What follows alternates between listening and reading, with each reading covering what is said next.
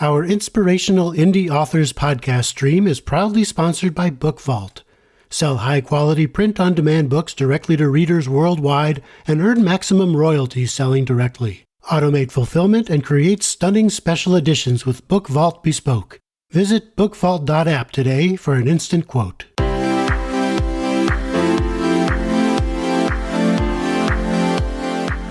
I'm Howard Lovey of the Alliance of Independent Authors and book editor at howardlovey.com, and you're listening to Inspirational Indie Authors. Every episode, I interview an Ally member to find out what inspires them and how they are an inspiration to other authors. My guest this episode is Sharon Hague, a lawyer and Egyptologist who writes speculative historical fiction about ancient Egypt. Growing up at sea and traveling the world shaped her imagination, leading her to blend history and fiction in her award-winning Ancient Egypt series. We'll talk about how she balances fact and fiction. I'll let Sharon Hague tell her story. Right. Hi, I'm Sharon Hague, and I'm the author of the Ancient Egypt series. I am qualified in Egyptology, although I am a lawyer by day. And I'm on to my fourth book, I think now, in that series, Alexander, the Pharaoh of Egypt. It starts off, however, with a novel about Akhenaten, who has been described as the first monotheist in history, and goes then to the story of Tutankhamun, or rather the discovery of the tomb and its discoverers. The last book, or the most recent book published, has been The Queen Who Became King, and it's a real story about a queen who rose to the top position in ancient Egypt, mainly because of necessity. There were no men who were able to rule, and so she took that position. And that one is doing quite well, and especially, I think, in America.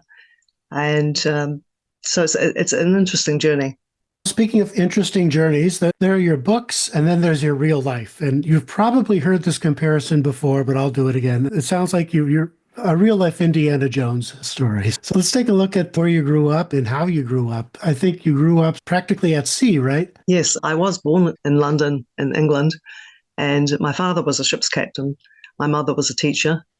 And I think I started traveling, according to my mother, at the age of 6 months. I traveled with them. We also lived on land periodically up until the age of 11. I think was the last time I was at sea.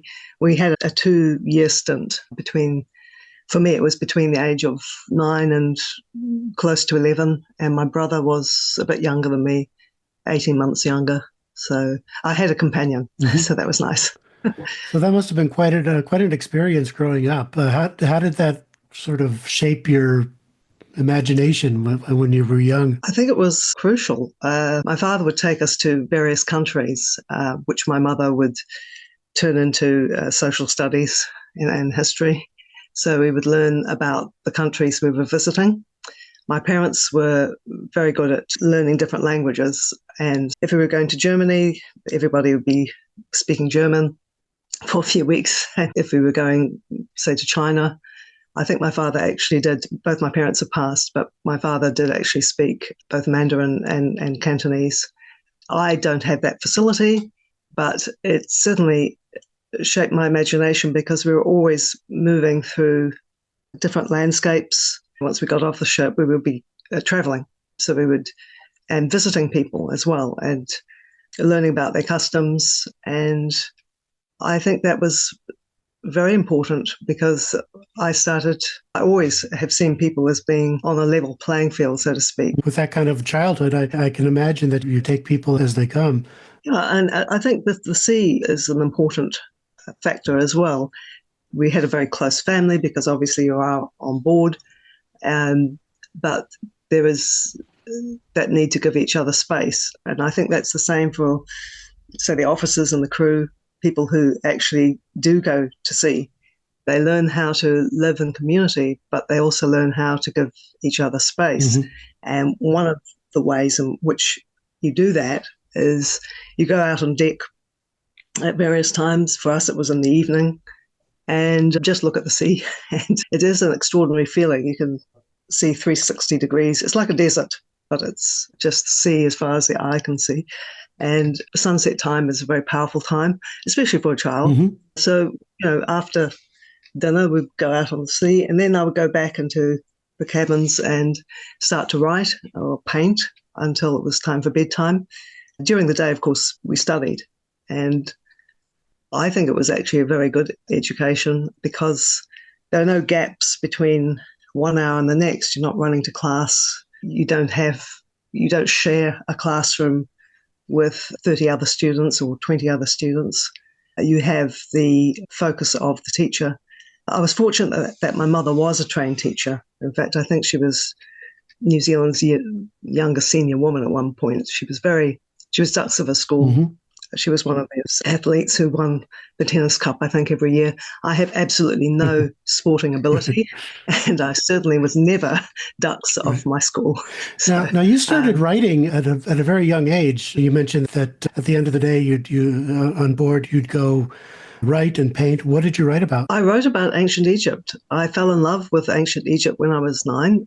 We would go to a library, the Singapore Library, and pick up books. My mother would go in and pick up a whole lot of books and bring them on board, and then we'd go around for 4 months. So she picked up a lot of them. And I've discovered a book which is now a classic. It's called The Lost Queen of Egypt by Lucille Morrison, an American writer. And it's now back in publication. And it's an old-fashioned book. I think she wrote it in 1936. And I think she only wrote 4 books. But everything about the book appealed to me. Obviously, I was at that age, probably where you do find a great book that you enjoy. Mm-hmm. And it sparked everything. It sparked my love of Egypt, my love of writing and art as well. Now, your mother encouraged you to do something else, though, to study law, which you eventually did. Yes. Was there any Yes. kind of tension there, or was she worried about you being able to find a career? I think she was, but there was never any pressure. I remember her dragging me off to a law meeting. I was 12, just started high school. I was a little bit ahead because of my mother's teaching, and so I was grateful for that. But I was surprised. It was 7 o'clock at night, and she was taking notes. And I have a law background in my father's family. My grandfather was a lawyer. One of my cousins has a law firm. It was in the family, but it was my mother who took me along to that. And I found a diary of hers not so long ago where she was planning how the years that I would spend and how much it would cost and that kind of thing. Right. But she never pressured me. I could paint and write as I always had done and do other things. But I think she always thought that would be a way of having a secure career. And I think she was right. Yeah. Eventually, you went on to get a master's degree in Egyptology, so you had Yes. the best of both worlds. But did you ever come to a point where you said, I have to choose between one or the other? No. It can be challenging to juggle, but I think that everything has come in at the right time. For instance, the world of publishing has changed fairly recently and continues to change. And I think things are working out very well.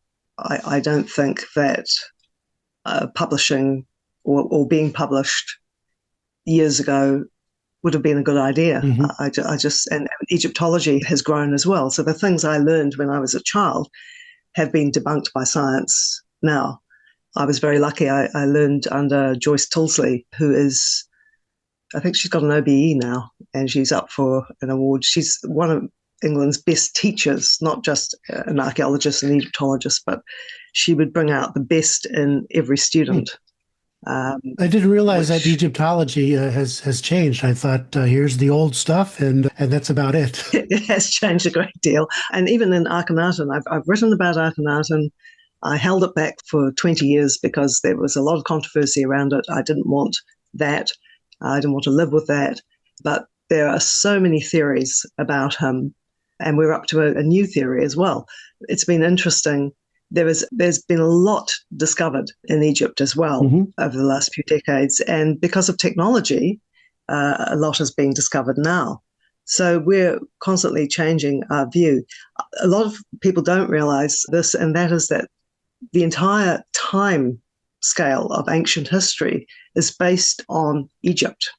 All your history, ancient history in the Mediterranean, and even with biblical history, is rightly or wrongly based in our knowledge of ancient Egypt. There are some things around that which I won't go into. It looks as though the biblical texts are probably Let's more talk about accurate. how you blend the real history with speculative fiction in your books. Tell me about how you weave the two together. I have a knowledge of literature, so I've studied literature. I've got a master's in English, and so it's not straight historical fiction. I know the history. I know the history behind what I'm writing about, but I'm also a discovery writer, and I use the parameters of history to keep me in those, to allow me to finish, basically. But I allow my imagination and in some cases, a character will just come to mind, and I go with that, and it develops into a character which I use in the book, whether that person existed or not. And that's quite a normal thing to do, sure. I think, with fiction. The good thing about historical fiction or speculative fiction is that it can actually bring in people who don't know anything about the historical period and younger people, and then they might go on to actually study the academic side of that character. So I think I'm reading something now on Cleopatra, which has been written by an historian, and I didn't want the blend of fiction and academia, so to speak. He's such a good writer that I'm really enjoying it. So I think it's an excellent tool to teach people about history. Right. But the way I approach it is that I know the topic backwards and forwards for this time period. We're learning more and more all the time. But, for instance, the Queen who became king, there are a lot of theories about her grab for power. It's now been changed. The theory is that she was actually looking after her family. But the story is about her family and a friendship that she has with people from Crete as well. I've been to Crete, and I brought in something about that into the Egyptian framework, so that you learn about Crete and you learn about Egypt. But it's also a lot of fun. It's a lot of fun to create a character that is completely yours as well. Yeah. Although, would you think your fellow Egyptologists would be horrified at some of the liberties you might take? Or the people on my email list started off being Egyptologists who were being polite because I interviewed them.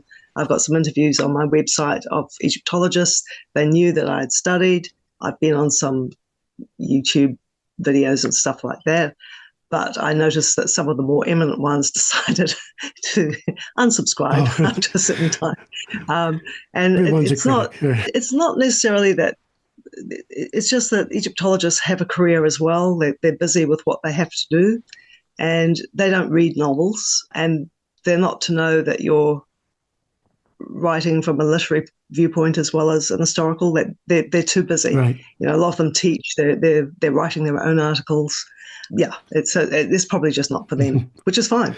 Now, why did you decide to go indie, or did you try to get a traditional publisher? I fell into the indie world quite by accident, and I did look for a publisher. I was accepted by a couple of publishers for Akhenaten, the Moses and Akhenaten story. And I suppose it's because I'm a lawyer. I like to read contracts. I do read contracts just naturally, and I was not satisfied with some of the clauses in the contracts. I felt that they were in favor of the publisher to the detriment of the author, even while Akhenaten was held back 20 years. So things have progressed in 20 years. But even there, I just thought, this is not good. This is, and I'm very glad I went indie, because you keep your IP. And that is going to be very important in this age of AI. It was important in the digital age, but it's going to be even more important, I think. Yeah. That's a good segue into talking about AI a little bit, because you mentioned it on your website, that it presents opportunities for authors. How do you see AI playing a role in the future? in terms of storytelling. I think that at the moment, for instance, my ideas are in vehicles books, and that the vehicles can change. And obviously, there are audio and film vehicles that people are familiar with. But I think that there are things coming up that we can imagine, but also things we can't. And I think we have to be preparing for that in some fashion. For instance, I think Joanna Penn was talking about Apple and being in talks. This was quite a while ago. And they were going to they envisaged replacing all screens with glasses. And you would have something virtual. You could be tapping on a desk at Starbucks, but there would be no screen. It would just be these glasses that were producing a screen in front of you. But I think it goes further than that. I think authors are already able to make trailers. They're going to make movies. I think they're going to be able to make characters the way they envisaged them. And I think that maybe we won't have a screen. Maybe it'll be a chip in the brain, or it'll be something virtual like Minority Report. I don't know. But I don't think the brain idea is a very good idea, but you never know. Yeah. But I think that things are going to change so much that we should just hold on to that IP. Yeah, yeah. Interesting. Interesting that you say that, because you're very much old school in the way you gather information. You don't say, "Hey, Chat GPT, tell me about ancient Egypt." You actually learned about it. You travel to these countries, and you do it the old-fashioned way. Yes. Do you think that's going the way of the dinosaur, or do you think there's still a place for old-fashioned research? First of all, I don't think it's old-fashioned. I think that things are coming around. I think I've sometimes travel by public transport. And I noticed recently tweenies getting on the bus, opening a book and reading it. And I thought, oh, that's fine. And then I realized they were actually making a point of opening this book rather than looking at their phone. And because I come from the age of books, I didn't think much about it, but I realized that all teenagers love to rebel. And I noticed that they were making a point. I've listened to conversations, quite by accident, of very young, like 12, 13, 14-year-olds one of whom I think had a teacher who was against social media, and they started coming off social media. I've noticed that with lawyers. I've been to lawyer meetings with young people who've just, as they put it, committed Facebook suicide, right, and just left social media. And I think that's a good thing. And the reason I think it's a good thing is because there is an overload on the brain, especially a young brain, a still growing brain. Get out there, have a look around, use your internet for research. That's brilliant. But when I was going into Egypt looking for Akhenaten, because I did it as though I had never read a book about him, and I went to his city, which is sitting in the middle of Egypt. The Greeks called it the City of Moses, oddly enough. And we were standing on this escarpment. There were only four of us, and I think a tank had taken us in. There was nobody else there. And it was boiling hot. It was something like 50 degrees or something like that. And it was just like a whiteout. And one of my friends was saying, would you please hurry up and figure out if he's Moses or not? We're dying here. And I just thought, I don't know. I really don't know. But one thing I do know is I think he was running away. And of course, a lot of the Egyptologists say that he was leaving his city. He was running away because of the persecution. But you can sit there and debate, is he Moses or not? I personally don't think he is. But that's after a lot of thinking and a lot of going around. And I could change that as well. There are Muslims who think that he is Moses. And of course, Sigmund Freud, Jewish, who loved Moses and he loved Akhenaten. He didn't put the two together. And it's good to hear that you see other kids or young people doing this. I've noticed that too. I have a son in college who's a film major, and he is very much against anything digital right now. He goes out and shoots Super 8 like we did in the 70s. Wow. And he listens to vinyl, not just vinyl, but they actually listen to cassette tapes now, just like I did when I was a kid, because they like the feel of something physical, even though it's not perfect. It's like wonderfully flawed. It's analog instead of digital. So that's a good trend. I think it's ownership as well. I saw a rock star when you got Sergeant Pepper's Lonely Hearts Band or whatever it was, a vinyl piece. It was like a present. You opened it up and you saw the fantastic designs on the cover, and you own that. It's not like a piece of space on your phone. It's a different sense of ownership, which you get in a book as well. A child gets a book and they open it up. And I think that's why these Kickstarters with these amazing products are really taking off. Yeah, with these physical products. Yeah. My son, by the way, is horrified if I listen to an album on shuffle. You're supposed to listen to it from beginning to end with each track in order. So, yeah, that's a good trend. So we're digressing a little bit, but I see your point. Let's talk about what you're doing now. Your upcoming book is about Alexander. Yes. And so give us a sneak peek into what that's about and any other projects you're working on. Sure. I started Alexander a long time ago. Again, he was somebody I wanted to write about in childhood. And I was writing the first drafts around about the time that the Oliver Stone movie came out. And I was very worried that the Oliver Stone movie would be anything like what I was writing about. I shelved it partly because I was writing about his whole life and it was difficult. And then I picked it up about 2-3 years ago, and it was a delight. It was a delight to write that first draft. It's about his life from childhood to becoming Pharaoh of Egypt. And when he becomes Pharaoh of Egypt, he goes to the Siwa oasis, where the oracle tells him that he is the son of Zeus, which is the son of God, really. And he goes off to conquer the world. He's about 24 when you leave him. And it's about all the children he grows up with. And he goes from being, I think the editor was saying that he goes from being a lovely little child to making quite a few mistakes. But I don't think you lose any empathy with him. In any case, the main character is actually his opposition. It's Cassander. Cassander comes into history in the time of Babylon. Cassander actually is responsible for this is in real life, killing Alexander's family. And he's often credited, is not quite the right word, but with Alexander's demise. If in fact Alexander was killed, we don't know. We don't know anything about his death. There are many theories, but the finger points to Cassander. I've made Cassander it's actually, there's a lot of humor in the book. And I've made Cassander a person who starts off being a self-obsessed little boy, as the editor pointed out, and then he becomes the best character. He's the character who's saving women and children in the war. He doesn't hold with this narcissistic idea of ruling the world.